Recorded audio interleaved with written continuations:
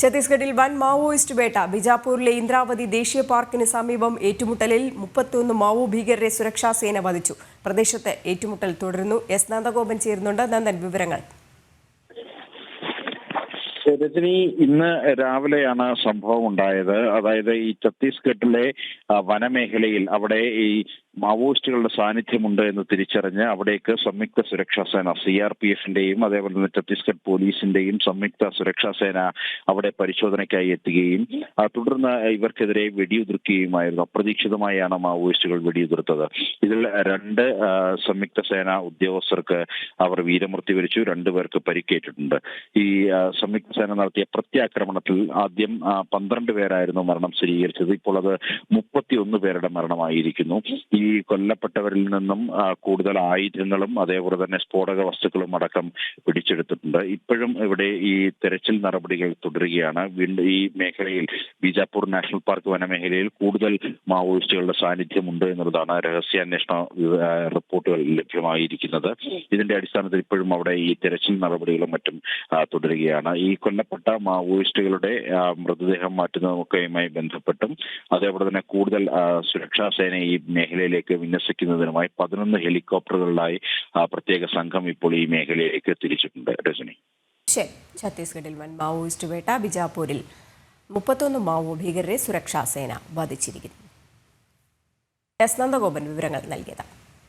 പകുതി വില തട്ടിപ്പിൽ സ്പെഷ്യൽ ബ്രാഞ്ച് മുന്നറിയിപ്പ് പോലീസ് അവഗണിച്ചു. മാസങ്ങൾക്ക് മുൻപ് നൽകിയ റിപ്പോർട്ടിൽ പോലീസ് കാര്യമായ അന്വേഷണം നടത്തിയില്ല.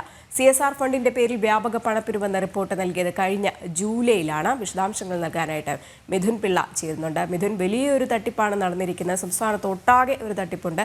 അപ്പോഴും നമ്മൾ പറയുന്നത് പോലീസിന്റെ ഭാഗത്തു നിന്നുള്ളൊരു വീഴ്ച അതിവിടെ എടുത്തു കാണിക്കേണ്ട ഒരു കാര്യമാണ്. കഴിഞ്ഞ ജൂലൈയിൽ തന്നെ ഇങ്ങനെ ഒരു മുന്നറിയിപ്പ് സ്പെഷ്യൽ ബ്രാഞ്ച് മുന്നറിയിപ്പ് നൽകിയിട്ടുണ്ടായിരുന്നു. പക്ഷേ അതുപോലും പോലീസ് അവഗണിച്ചതാണ് വീണ്ടും ഈ തട്ടിപ്പ് തുടരാനുള്ള കാരണമെന്ന് തന്നെ പറയാം. ഇവിടെ പോലീസിന്റെ വീഴ്ച തന്നെയല്ലേ സൂചിപ്പിക്കുന്നത്?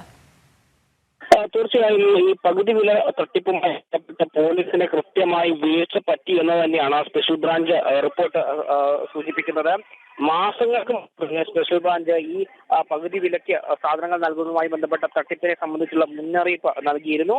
CSR ഫണ്ടിന്റെ പേരിൽ വ്യാപക പണപ്പിരിവെന്ന് 2024 ജൂലൈയിലാണ് ഈ സ്പെഷ്യൽ ബ്രാഞ്ച് പോലീസിന് റിപ്പോർട്ട് സമർപ്പിച്ചത്. അനന്തകൃഷ്ണൻ നേരത്തെ വഞ്ചന കേസുകളിൽ പ്രതിയെന്നും അറിയിച്ചു. വിശദ അന്വേഷണം നടത്തിയില്ലെങ്കിൽ കൂടുതൽ പേരുടെ പണം നഷ്ടമാകുമെന്നും ആയിരുന്നു അന്ന് സ്പെഷ്യൽ ബ്രാഞ്ച് നൽകിയ മുന്നറിയിപ്പ്. എന്നാൽ ഈ സ്പെഷ്യൽ ബ്രാഞ്ച് റിപ്പോർട്ടിന്മേൽ കാര്യമായ ഒരു അന്വേഷണം നടത്താൻ പോലീസ് തയ്യാറായില്ല. അതിന്റെ തിക്തഫലമാണെന്ന് ഇപ്പോൾ ഉണ്ടായിക്കൊണ്ടിരിക്കുന്നത്. കാരണം ആയിരക്കണക്കിന് ആളുകളാണ് ഈ ഒരു തട്ടിപ്പുമായി ബന്ധപ്പെട്ടിപ്പോൾ കുടുങ്ങിയിരിക്കുന്നത്. നിരവധി പേരുടെ കോടിക്കണക്കിന് രൂപ അനന്തകൃഷ്ണൻ തട്ടിച്ചു എന്നൊരു വിവരം തന്നെയാണ് ഇപ്പോൾ പുറത്തു വരുന്നത്. അന്ന് തന്നെ ഈ സ്പെഷ്യൽ ബ്രാഞ്ച് റിപ്പോർട്ടിന്റെ അടിസ്ഥാനത്തിൽ പോലീസ് ഉണർന്ന് പ്രവർത്തിച്ചിരുന്നെങ്കിൽ ഈ തട്ടിപ്പിന്റെ ആഴം ഇത്രത്തോളം ഉണ്ടാവുമായിരുന്നില്ല എന്ന് തന്നെയാണ് ഇപ്പോൾ വ്യക്തമാകുന്നത്. രജനി, മിഥുൻ പിള്ളയാണ് വിവരങ്ങൾ നൽകിയത്.